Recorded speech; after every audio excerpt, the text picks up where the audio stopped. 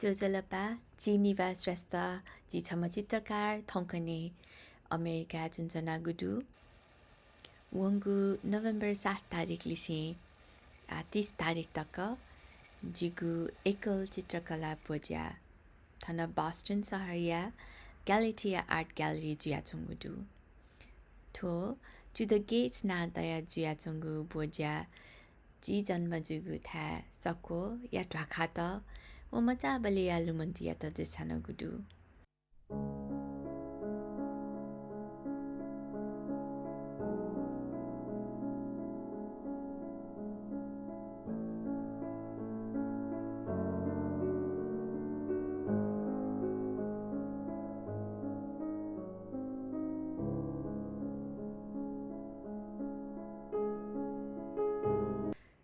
Sakwo chagu pulangu Newar basti kha Tho basti duha pihawane ta nyagu dhaka deka ta gudu Sakwo mi ta महत्व जागु तजिलाजिया निम्ति थुपि ढाका त छेलिगु चलन आतकन दु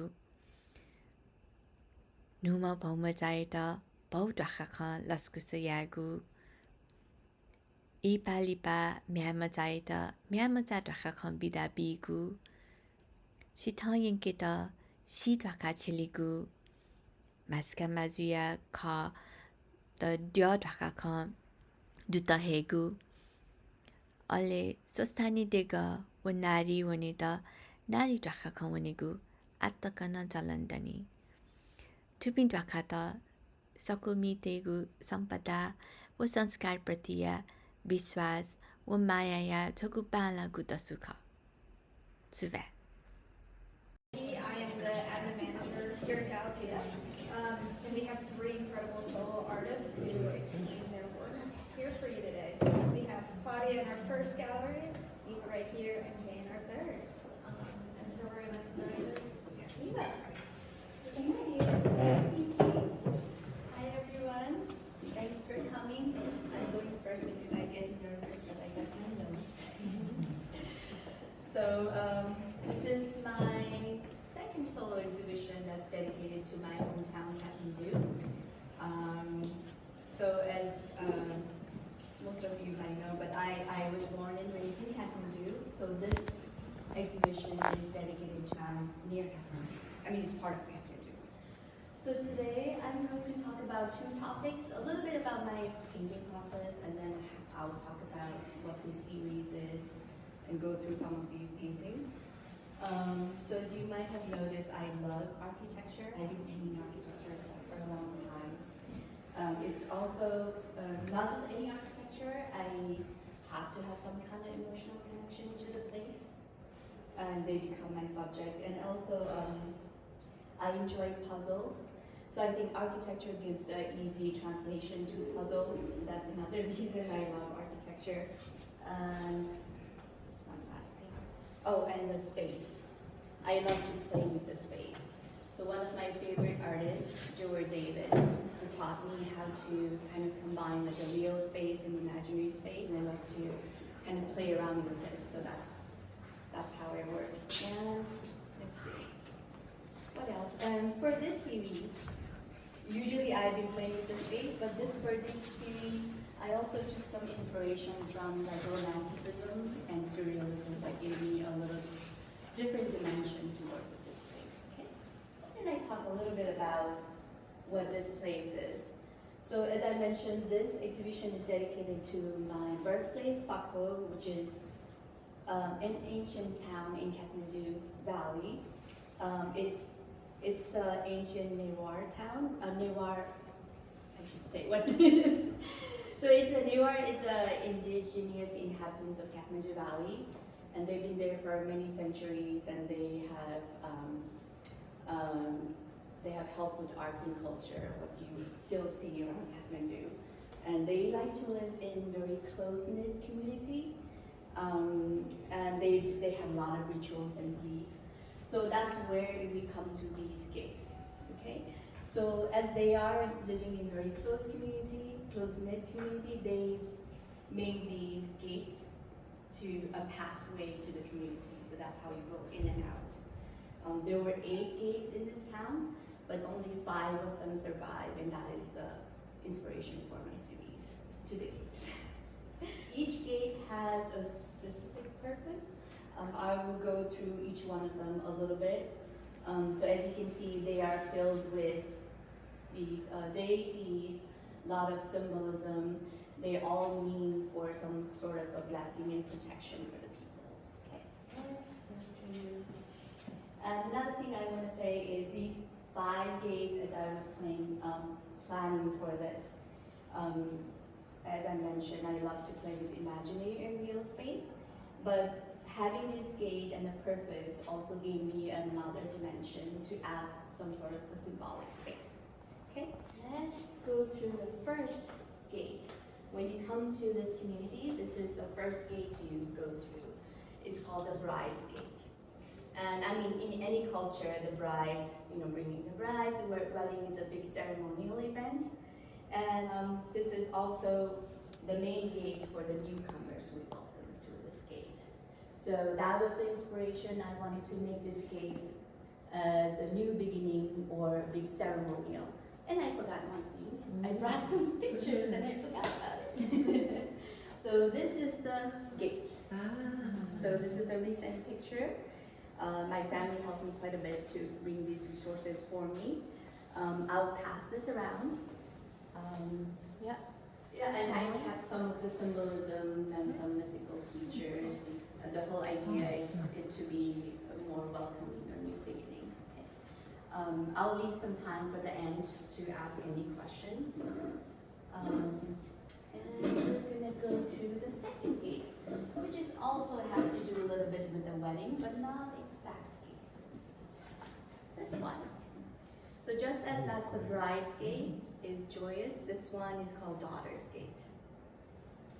So in my culture, giving away a daughter is a little bittersweet moment because she will be leaving home for the first time. So that was the inspiration for this one called Daughter's Gate. So I kept some of the art and the mood. It's happy but not quite. That was the inspiration. I'll pass this around. And third one is the Nari Gate. So Nari is the river, and it's a temple outside the community. So there is a once a year festival for a month that brings a lot of faithful community to this place. They go through this gate to go outside the community for this temple. Actually, that's the temple over there. So this is the inspiration for this gate. Okay. So in my culture, the gold is used everywhere. It's a sign of prosperity. We use for God, goddesses, and a lot of different symbols. So I took that and kept those colors, and even there's some gold here, and some mythical creature. The whole idea was, to hint at a spiritual journey, because that's what the gate symbol is about. We're almost there. Fourth one, and this one is actually one of the gates that probably hasn't been touched for centuries, so it's still the brick building. It's called the Funeral Procession Gate. It hasn't been changed a lot, so that is the inspiration for this one. So when somebody from the community passes on, they bring the person through this gate to bring it outside for afterlife ritual. So that's the inspiration here. I kept some of these mythical creature that has to do with some kind of struggle between good and evil. This symbol is actually in many of the temple. So I just thought it was fitting. And also, it's a sad event, so it's a little bit darker. Last gate is called the Goddess Gate. This is actually one of my favorite gates because it brings a lot of memories. It's outside. We have a lot of mountains. So this gate is used especially once a year. we have a big festival where we bring a goddess Vajrayogini from faraway temple to the town. So the idea is she's a protector of the town. She comes to town for 1 week, and it's a big celebration. So I have so much memories. We have flags all around, the music, and whole week, like there are lights everywhere, and people come to, bring the candle every night. The whole week is a big thing. So that's the inspiration for this gate. And so I tried to make it more cheerful, a lot of light, and a lot of flags as I remember as a child. So I think those are the 5 main gates, is the To the Gate series. And I have a few small paintings that's also part of the same community or related to the community. So basically I just wanted to, as a Newar growing up there, I wanted to bring these memories through paintings. That was my goal. And also these gates form some sort of, it's a living map of ritual and belief of this community that I grew up. And lastly, I hope you enjoy looking at these paintings, and if you have any question, I will, just let me know. Yeah, thank you.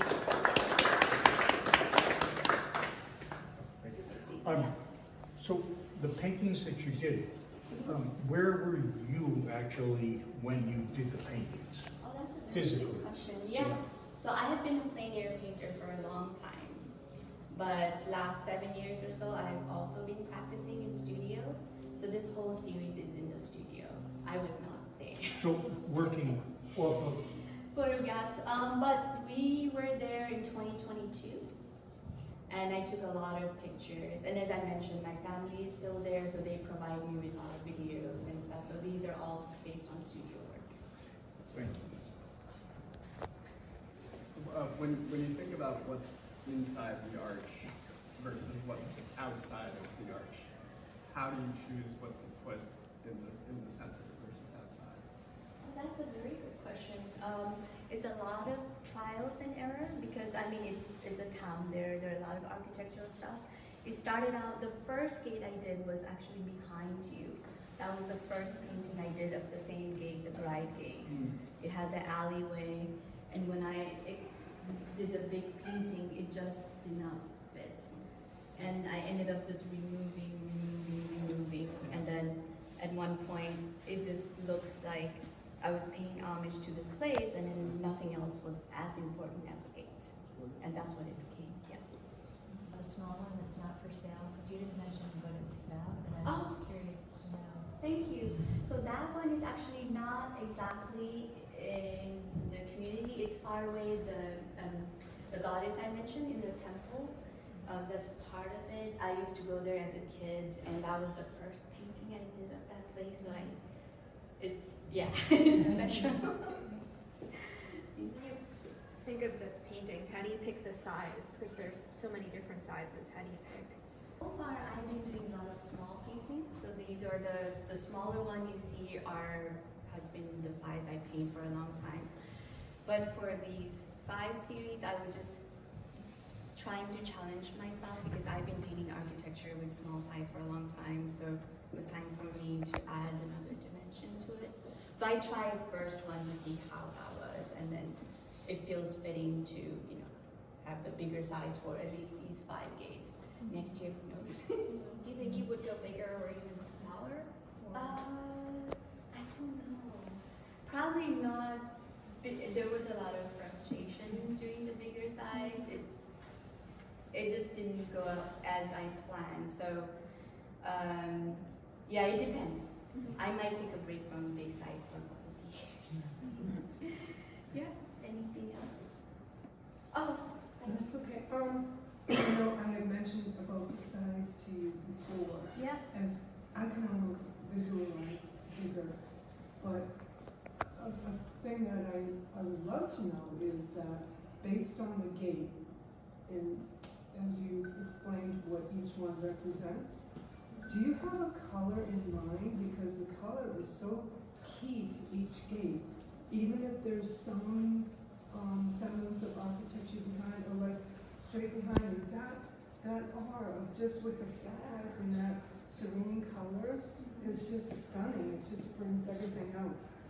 So I wonder if in your mind you have an idea of your base color or your, your main focus background color. Sometimes I plan out, but these series were not planned out. There were a lot of layers of different things. And I mean, it's good to look at these different things for inspiration. And so I was saying I've been so stuck in a space before, and this is the first time I really struggled with that first painting. It didn't go anywhere, and I had to look outside for other inspiration. So romanticism, they had a lot of movie painting that helped me sort of to bring different layers. But it's a trial and error. So sometimes it works, and then you have to recognize it worked, and sometimes it doesn't. It works beautifully, in particular, you see that different mood, sense of mood. Thank you.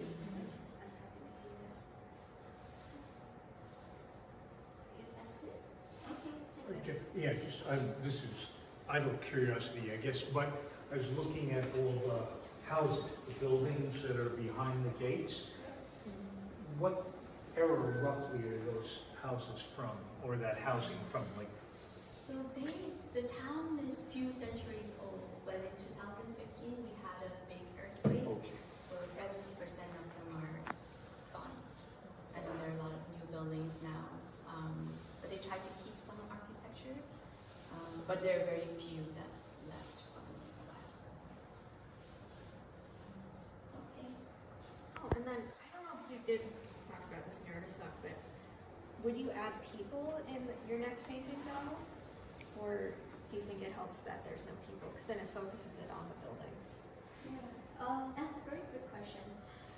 So far, I have not been adding figurative thing. I actually went to a figurative school, and after the school, I didn't want to look at the people anymore. But you never know. Like, I mean, even though I didn't add the figure, there are some mythical features, some parts of the figurative elements there. May not be right away, but who knows? Maybe in a few years, if it makes sense, I might. But not adding the figure, also another advantage is that you don't know when that era is from. Like, I don't put cars either. It just, unless the car is, something visually I really enjoy. So it gives a little mystery to time.